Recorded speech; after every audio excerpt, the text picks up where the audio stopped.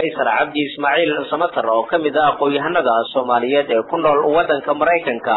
ayaa kamida dadka sida weyn ula socda waxyaabihii meel ka dhaca ahaa ee uu qoray ra'iisul wasaare Farmaajo fiisaska uu qoray master degree uu ku qaatay haddaan xogaha sheego wax weyn oo xikmad weyn oo runtii ku jirta qoraalka ma jiro waxaad moodaa in qabyaalad badan ee qoraalka ku jirto oo reer la eedeynayo in dad madaxa oo maamulkii xumeeyaan la eedeynayn marka haddii ninka ra'iisul wasaaraha lagu sheegayo rayga halka ku cabiray yahay halku ka duuli doono uma malaynayo farsamo weyn inuu soo kordhiyo wax weyn oo soo kordhiyo waayo waxa weeyaan maqabaha oo qore faraha badan la runtii markan aad u dhuuxay fikirkuna ma wanaagsana hatta taariikhda Soomaalida ayuu wax yeelay oo been ka sheegay ra'iisul wasaare Farmaajo ayaa waxa uu meel ka dhac weyn ku sameeyay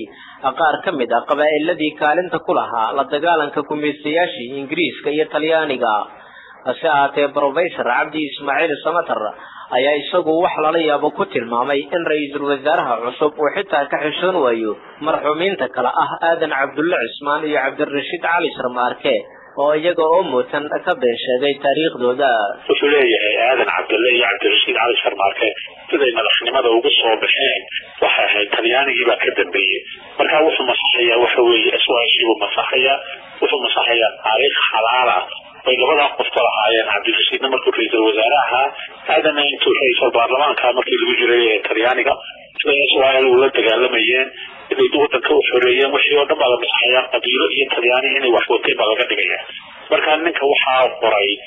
waxna waxa la qoray sanadka kaliya baa la qoray wax waa hore maaho qofku ka soo isbedeli doono waxa weeyaan fikrad weyn halka kuma jirto markaas aniga waxay su'aal weyn ay calaamad su'aal weyn bay ninkan duldigaysaa inuu awoodeedii fikirkeedii iyo fahamkii wadanka leeyahay wala Professor Abdi Ismail Samatar ayaa sidoo kale nasiib darro ku tilmaamay in ra'iisul wasaaraha dawladda ku meel gaarka laga dhigo nin dambiye ka garay shacabka iyo taariikhda wadankooda isagoona bulshada ugu baaqay in ay midnimo ka yeeshaan ra'iisul wasaaraha cusub iyo dhammaan dawladda ku meel gaarka oo ku tilmaamay mid dhibaato u geysanaysa shacabka iyo wadankaba laakiin astaanta maanta ka arkay waxa weeye astaan cilmi weyn aan lahayn farsamo weyn aan lahayn taariikhda Soomaalida ka been sheegaysa qabiil ay ku dhisan tahay oo qabaa'il ayuu sheegaya qabaa'il xulli qabaa'il wanaagsan ayuu sheegaya marka waxa weeyaan wax lagu dirsan karo waxa uu qoray ma ahayd haddii ninkan meesha la keenay shariif keen saday ودفعن عصبية وناق عصبية تقدر عصبية كرت عصبون وحنا وقري عن لقول لقد دوشي كريم أدول لي ما دنا والله أرك أدول لي هاي من دوشي سوحنا كجران لا وقري وحوي كريم معي مركزة الصومالية حتى يكون سبابي وايان أو ولا نمدو الفهم وايان أو حنون كلس ولا الكود قاري دريمي وايان وحوي معلم بمدون بمقاحية كشيلان دونا أما كان الصبح هذا ما كوي هرا هذا أما شريف حسن كان برلمان كشيء هذا أي مكشيء إنه وصعد الجهود مدحوينها وحوي